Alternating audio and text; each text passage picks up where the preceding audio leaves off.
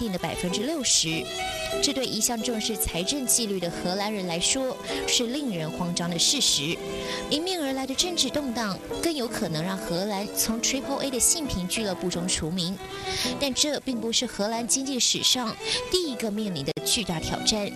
在3个多世纪前，荷兰的国花郁金香也曾把当时的荷兰经济推入最黑暗的深渊。It was a pure financial speculative bubble. And it was about a flower. I mean, how amazing is that? 回到17世纪初期的荷兰，才刚从与西班牙的80年战争中解脱，商业贸易、科学、艺术全都进入黄金时代，富有阶级人数快速成长。而在17世纪，要彰显财富品味，靠的就是花。一栋豪华庄园里，还得要有专人维护得当的花园，才能算得上真正的有钱人。Back in Holland, every Dutchman sang a song. They had all the money, all the milk, and all the honey. Oh, those Dutch could do no wrong. That is until they fell in love with tulips. 这个时候，刚好从鄂图曼土耳其帝国被引进欧洲的郁金香，就成了西欧贵族们的新宠儿。尤其是郁金香像香槟杯一样的花苞，更被视为优雅的代表。很快的，就从法国贵族到荷兰上流阶级，全都开始在自家花园种上一棵郁金香。In the beginning, the rich people in Holland, they have big houses and they want to show their wealthy. At that time, were tulips. 看见商机的商人开始由国外进口郁金香的球茎进行交易，最初还组成了类似工会的行会，每周固定在当地的餐厅中集会贩卖。郁金香的交易只掌握在少数人的手中，因此价格的波动并不大。但是随着贵族名流对郁金香的热情不减反增，需求也跟着膨胀，就连中产阶级都开始跃跃欲试。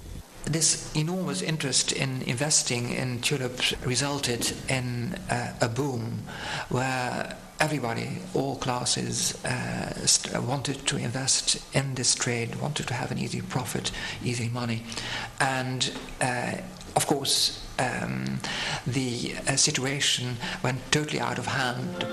当时的名媛贵族上街，手中少不了一朵郁金香，晚礼服上别着郁金香花朵，就是最时髦的趋势。富商开始想尽办法，不管是重金悬赏或是自己培养，都得找来和别人不同颜色和花型的郁金香种子。They tried everything.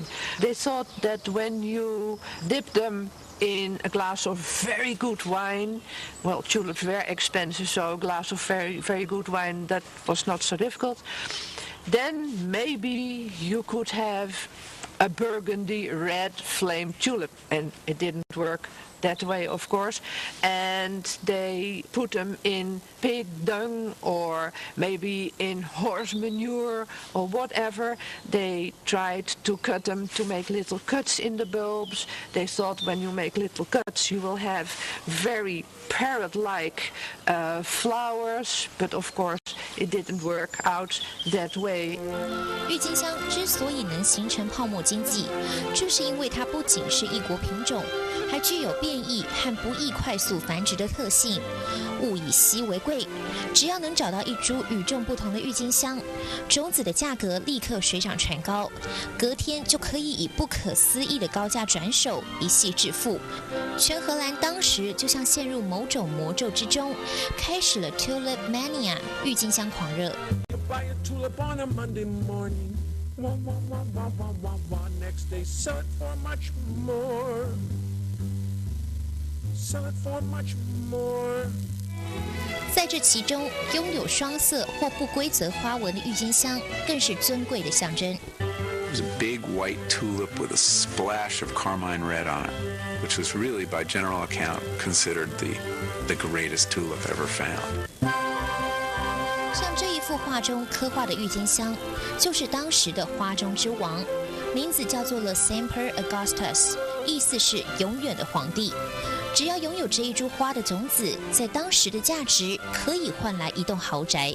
At the height of the tulip mania, one tulip sold for an amount equivalent to the price of one of the grandest canal houses in Amsterdam. Now, just to put it in contemporary terms, this is equivalent to, say, a townhouse on Fifth Avenue. $10–15 million for a single tulip bulb. 郁金香不只是花，在当时变成了致富的最佳捷径。光是靠行会的买卖，已经无法满足大众的胃口。于是，在全世界最早成立的交易所里，还专门设置了郁金香的交易。没有交易所的地方，就在市集、餐厅里，每天都有成千上万笔的订单成交。荷兰人的郁金香不只供应给国内，还有整个欧洲。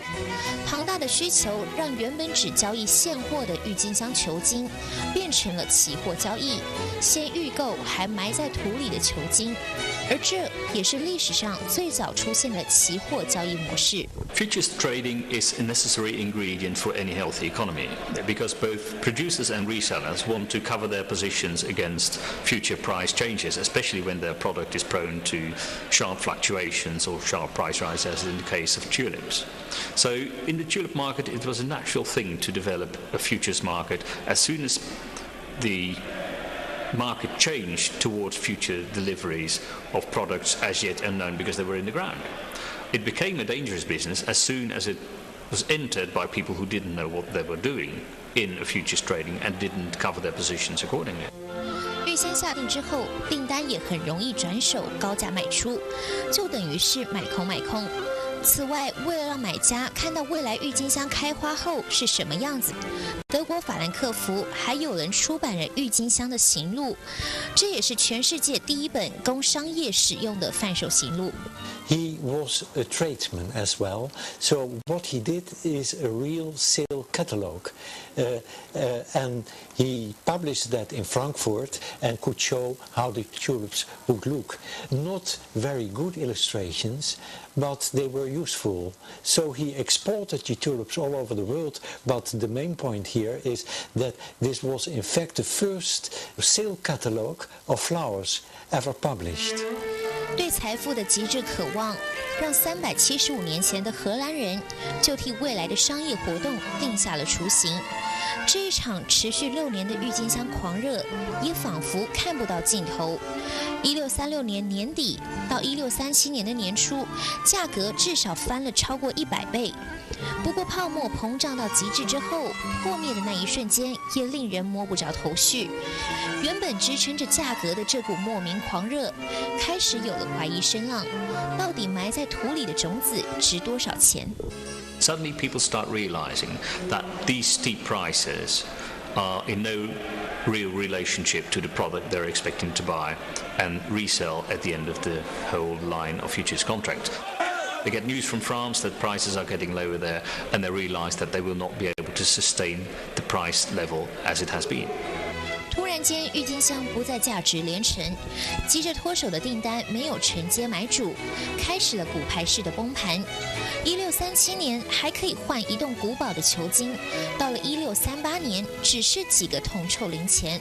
荷兰经济陷入前所未有的混乱，贵族破产，中产阶级没了房子。郁金香从高贵典雅变成全民仇视的箭靶。And so very soon after that, all these tulips were worthless, and all these people were ruined. They had put their fortunes in these flowers, and now they were worthless. They were just bulbs of plants. And that was the end of the tulip mania. There was a period of tulip hatred in Holland after the collapse because it was blamed for these, this economic disaster. 抨击郁金香的手册、海报、文宣标语倾巢而出，法院门口排满了要打官司的商人。荷兰议会、市政府的官员最后判决这些交易全都无效，还讽刺地将郁金香交易称为 wind trade 风中的交易。 The problem with this particular futures market was that it lacked guarantees to safeguard its proper working. People entered into the trade without anyone checking their creditworthiness or their intentions, and that's why it derailed so spectacularly. 而而当时被捧为珍宝的破裂花纹郁金香，利用现代科学也得到了解答，原来是已经被病毒感染的球茎才会开出这样的花朵，也让人不胜唏嘘。这病态的狂热，竟然是因为病态的花。Tulipomania and the tulip trade had to do with human nature, and it is in our nature to earn and to have profit and to have hope for profit. And still nowadays, people hope for profit, and like for instance now at the stock exchange where people take risks with call and put options, nothing has changed as far as I'm concerned. 人们总说要从过去的错误中汲取教训，泡沫经济理当就此消失。不过事实并非如此。